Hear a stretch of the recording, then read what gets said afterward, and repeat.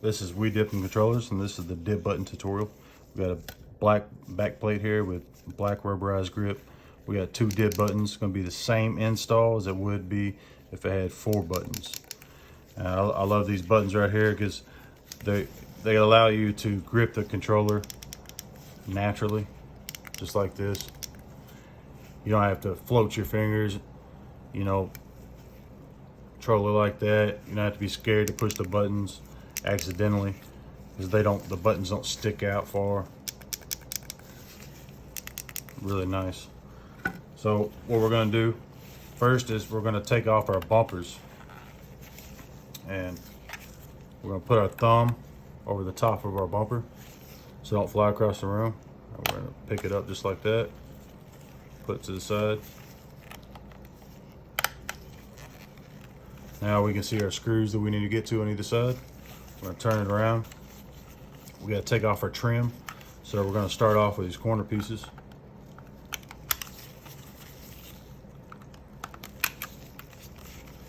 And we're going to lift up on the trim a little bit on each side until we get it off. Put it to the side. Now we can take out our screws. We got 2 screws up top.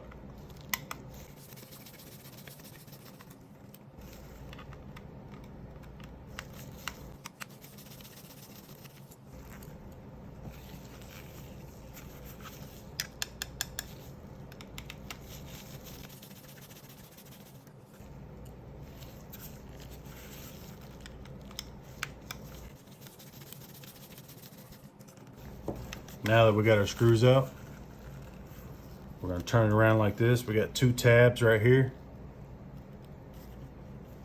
We're going to put a little bit of pressure on the corner of our faceplate while we're lifting up the tabs. That way the tabs don't lock back in on you. Now we can separate it. Take our back plate off. I'm going to set our controller down. And what I like to do first is go ahead and take this rubber pad off right here. We're going to take it off our stock shell, our stock back plate, and we're going to put it onto our back plate. It's got our dip buttons. So first, what you want to do is you want to roll your finger down it like this right here. You don't want to pick at it. You want to get it started like this. Kind of roll it, and then kind of reposition your finger as you do it. Get closer and closer to the part that's not up yet, and just keep rolling it.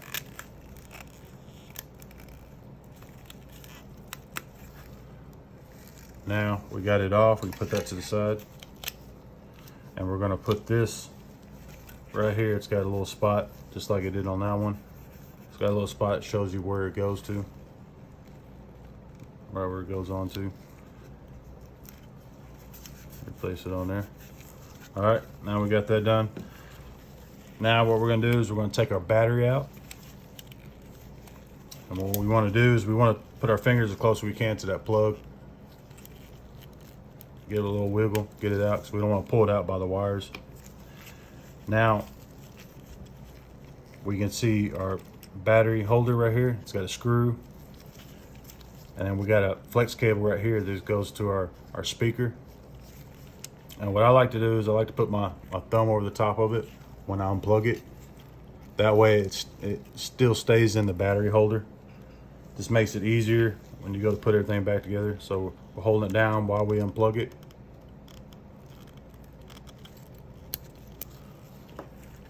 Now we can take this screw out.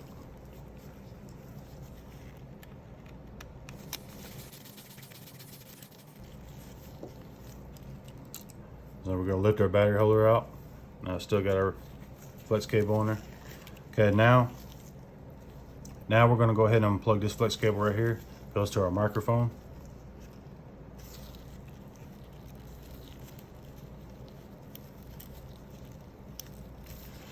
And I like to go ahead and take it out. That way when we lift up on the circuit board and put it back down, we don't forget about it and pinch it up with the circuit board. You can leave it in, but if you do, be mindful of it if you want to still keep your speaker working. Now this is the flex cable to your touchpad. And go ahead and unplug that. Move it to the side. Then we got our flex cables right here to go to our adaptive triggers. We're going to unplug them.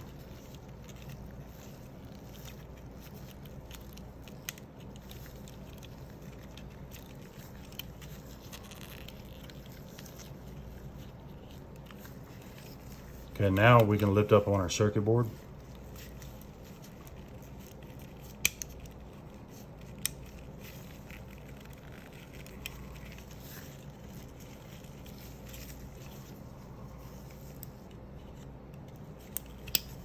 It's got little tabs on either side to hold down the circuit board. Sometimes you gotta move them out of the way. Okay, now we got that up. The dip buttons are bigger, so there's not a lot of space in there. So you have to take out your motors, your DualSense motors. So what you need to do is you need to cut the wires close as you can to the solder joints on the circuit board. And those wires are going to be red and black. You can follow them right here to the DualSense motor. This motor right here goes to your adaptive triggers, which is the green and the yellow wire. So we're going to cut the red wire close as we can to the circuit board.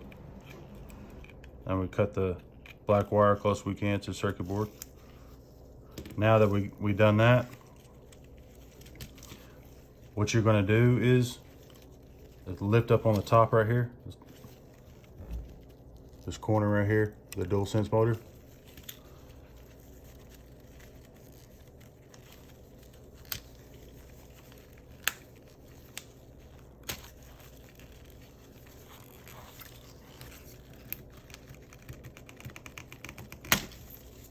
And you're just going to pull back just like that.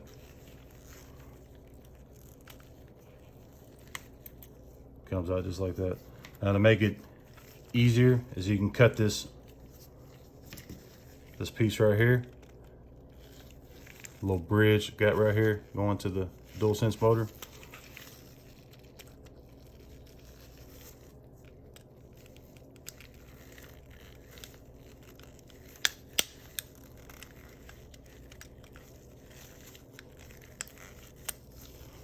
Then we'll go ahead and cut those wires as close as we can to the circuit board.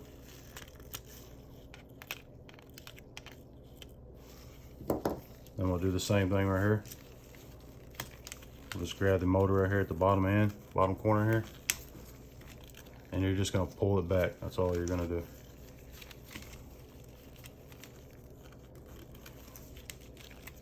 You can place your thumb right here and just pull it back. That's all you gotta do. And see, cutting that piece, that corner piece right here, that bridge, makes it a lot easier to just go ahead and break it off.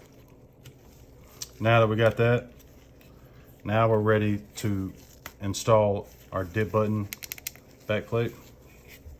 So you can go ahead and turn around this way. And see, it's got a little square paper right here. Once you take that off, it's going to reveal the sticky part on the remapper. And what we're going to do is we're going to stick it, we're going to lift up our circuit board.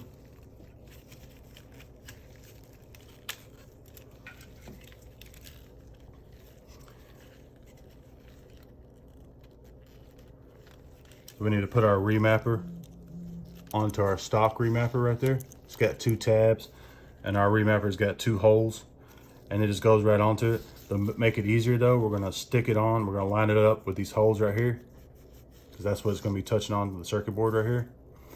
And we're gonna line these holes up, and then we're gonna stick it to the circuit board.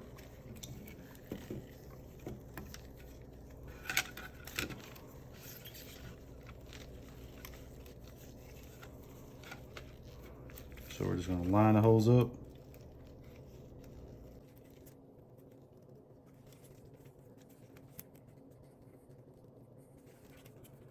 And then push it down, make sure it sticks onto the circuit board.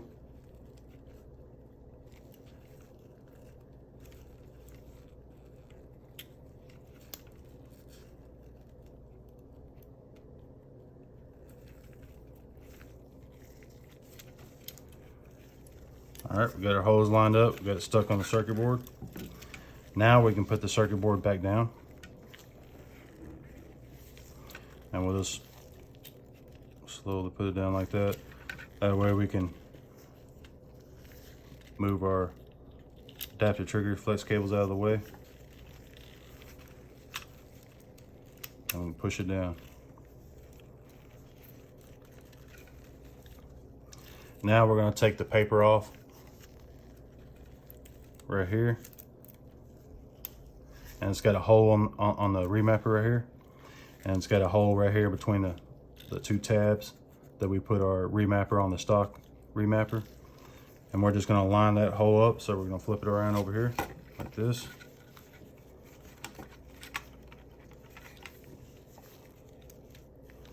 And we're just going to line that hole up.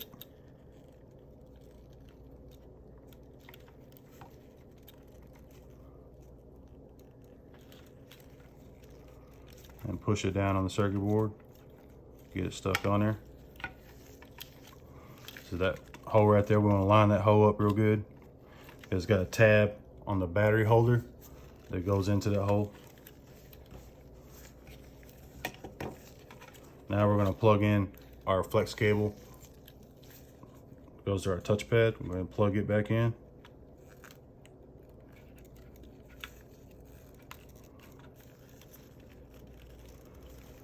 Now we can plug in our flex cables to our adapter triggers.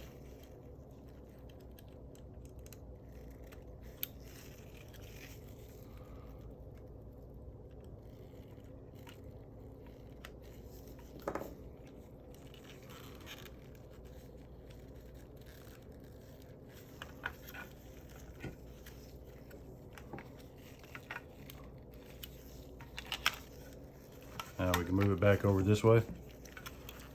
Now we can go ahead and, while we're holding down on the circuit board, we can go ahead and put our flex cable back in that we took out earlier so it wouldn't get pinched up with the circuit board. So we can go ahead and put that back in. Put it in this little holder. Pull it the rest of the way up.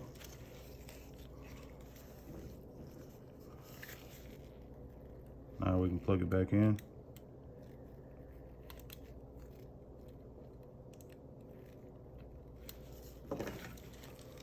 Now we get it plugged back in. We flip this back plate back over. Now we're ready to put on our battery holder. So we're gonna go ahead and get our wires ready, get them out of the way.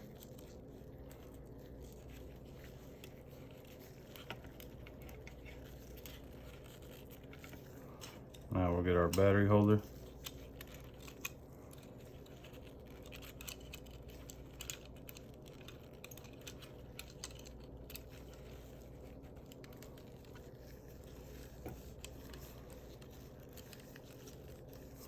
Now we can go ahead and screw our battery holder back in.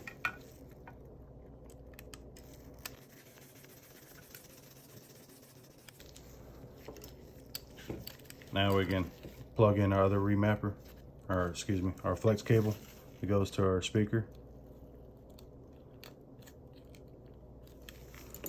Now we got it plugged back in. Now we can go ahead and get our wires situated. So they got little L-shaped pieces on the battery holder that holds the wires in. Kind of hook them around.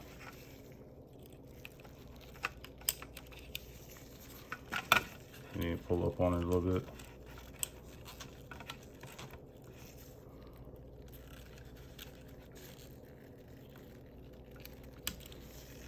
All right.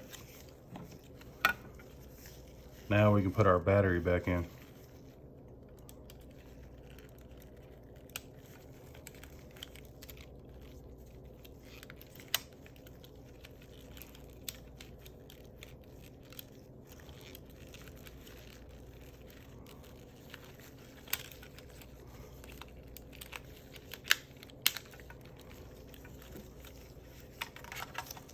Now we're ready to put our back plate back on. And what you want to do is you want to hook them over the top of your triggers. It's got to hook in like this first. Then you want to turn it around. And we like to make sure our wires are out of the way. Make sure they're just not going to get pinched up when we push the back plate back on. All right, now we got them out of the way.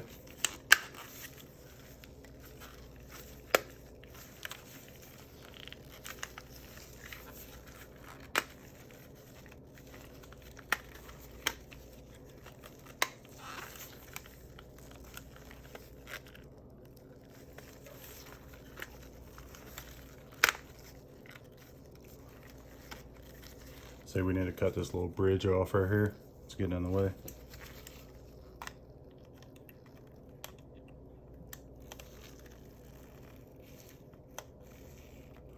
That's the bridge on the dual sense motor that we didn't cut, that we just pulled off. That one we did cut.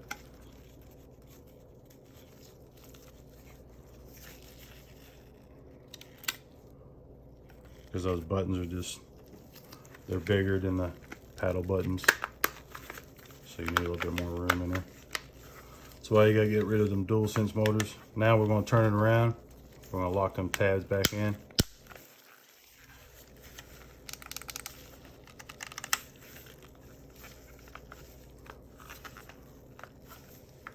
Now we're going to put our screws back in.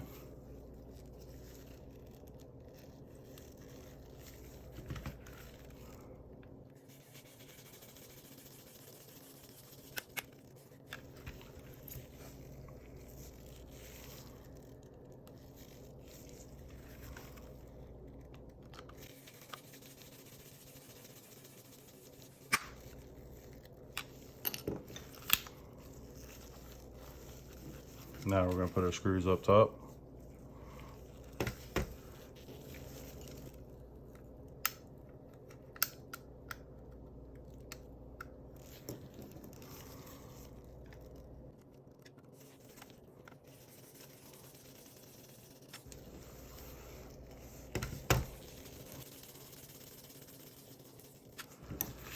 Now we can put our bumpers back on.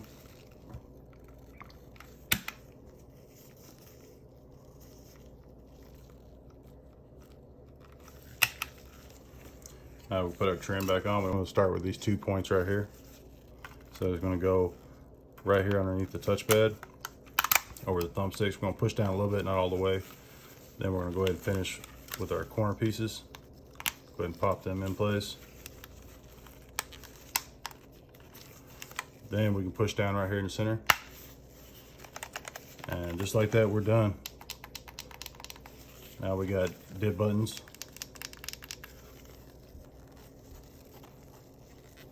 So they're nice and flush.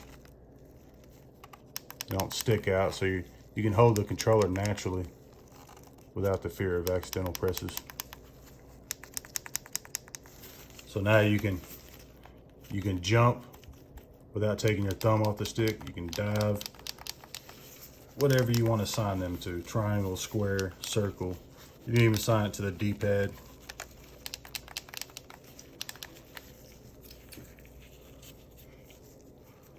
Well, there you go. There's your dip buttons.